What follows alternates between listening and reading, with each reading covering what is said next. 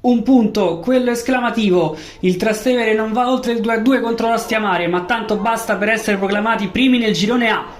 Inizio arrembante dei locali che con il tiro d'attacco semina il panico, l'1-0 architettato proprio da loro, Vacca per d'incoronato, tiro parato e Consorti che da 2 passi non può sbagliare e sblocca la gara. Poco dopo un tocco delizioso di De Rossi scatena la corsa di nuovo di D'incoronato che a tu per tu manda sul fondo. Il numero 10 di casa è l'assoluto mattatore della partita, qui si libera per servire Vacca, controllo, poi temporeggia e cerca il colpo da biliardo, palla fuori di un niente.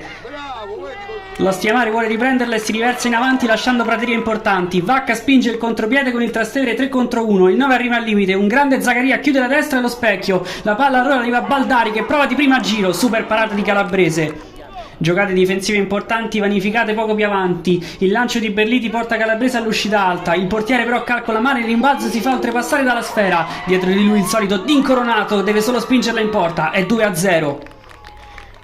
Pochi istanti prima del duplice fischio il Trastevere prova a chiuderla del tutto, sempre di Incoronato a fare quel che vuole, poi cross basso, Coppola arriva con un pizzico di ritardo e manda fuori. Nel secondo tempo la gara cambia padrone, l'Ostiamare parte meglio, al 18° si costruisce l'occasione giusta, Lazzarini allontana male e Berliti atterra Corradi in area di rigore.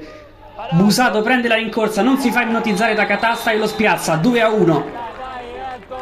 I biancoviola ci credono, un bel lancio dalle retrovie pesca ancora Busato che stavolta fa da sponda, sul secondo palo spunta Marrali che apre il piatto e fa 2-2, 1-2 terribile dell'Ostiamare che rimette tutto in discussione.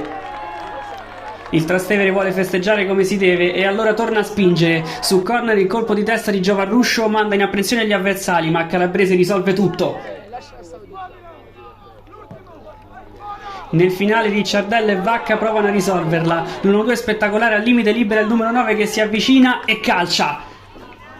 Il palo gli dice di no la prima volta, poi gli dà una seconda possibilità ma Calabrese chiude tutto.